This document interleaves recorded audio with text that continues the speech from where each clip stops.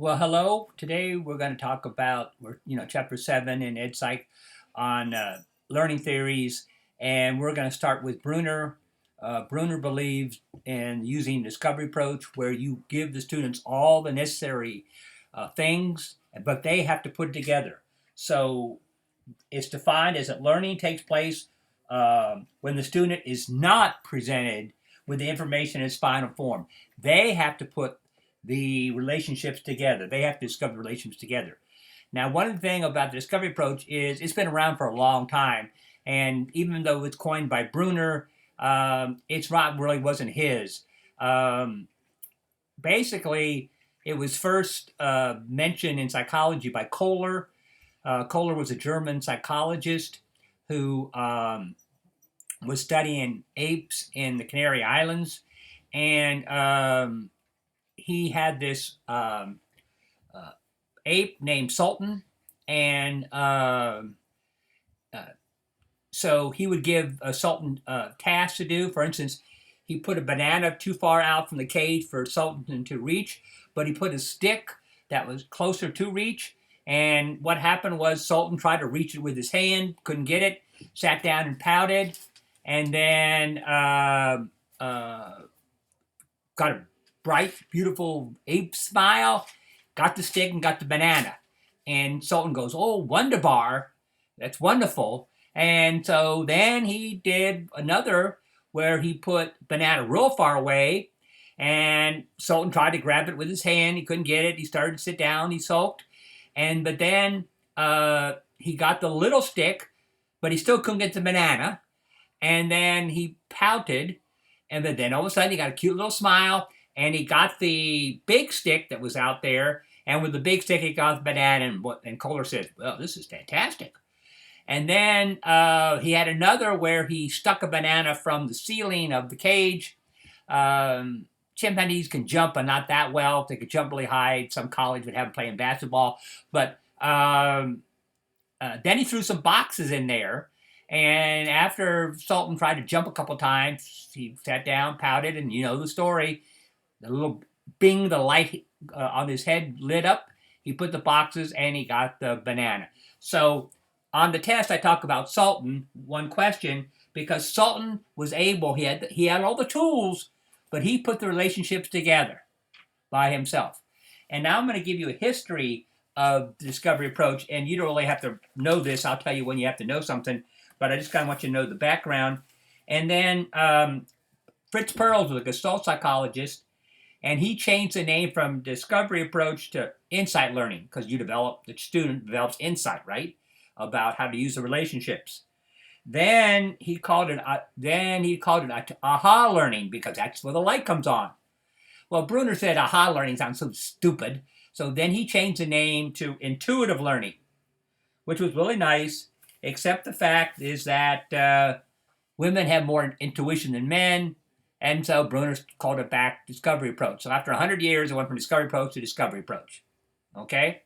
Now, in order to have discovery approach in a classroom, because discovery approach takes a lot of work. A lot of people think discovery is sending the kids to the library and say, Google something. That's not discovery.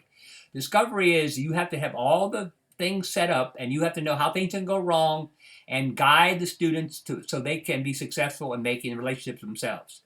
So and we're going to have a lot of lists. Please don't confuse them. So you're going to have to do some pacing or distributive practice like we talked about before and learn each of the list. Okay. This is what a teacher has to have in his or her classroom to have discovery approach. She needs to emphasize contrast between the items so they don't confuse the items. So, if you're going to have them do a primary to subsidiary colors, you're going to have to, it's all kind of obvious that they're different, but you need to point it out. And so if you're teaching somebody to discover animal tracks, you got to make sure they can contrast between the actual tracks and leaves and stuff. Excuse me. Then the second thing is you have to have them stimulate informed guessing. Students will guess in discovery approach, and a lot of times they're wrong. So they have to be free to be scared of being in trouble for guessing. You want to promote guessing.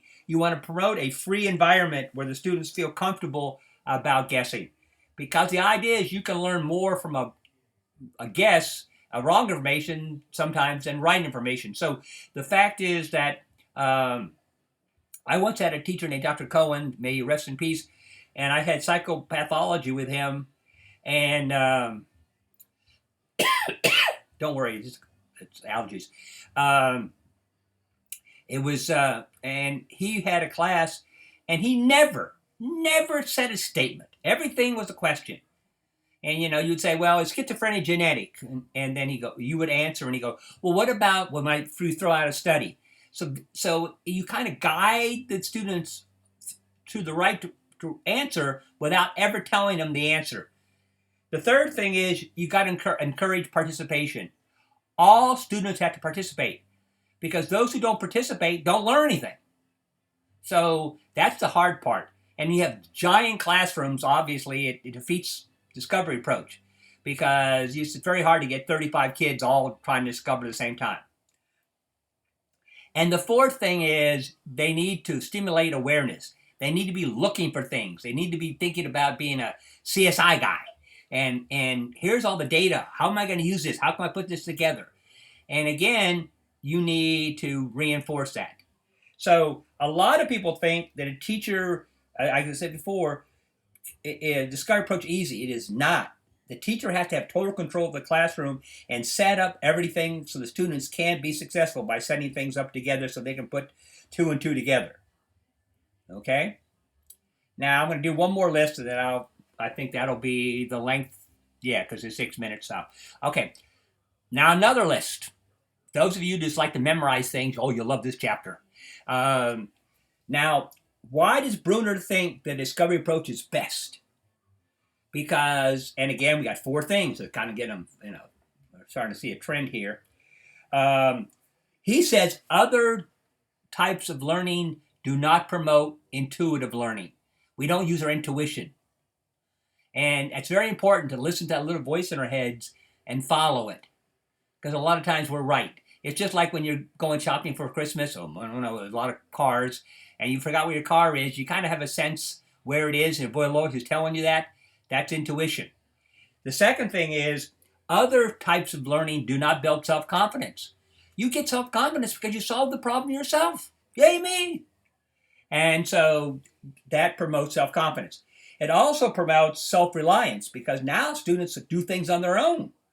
And the teacher, kind of like scaffolding with Vygotsky, can take things less and less help away because they are now self-reliant on their own things. And finally, other methods are extrinsically promoted because it comes from the teacher, where discovery approach is intrinsic because the reinforcement comes from the student themselves solving the problem. When you solve a problem or answer a question on Jeopardy or do a trivia thing and know the answer, you feel good? Well, that's what discovery approach is supposed to promote. Okay, I'm going to stop here and then we'll pick it up in a little bit. All right, have a good night.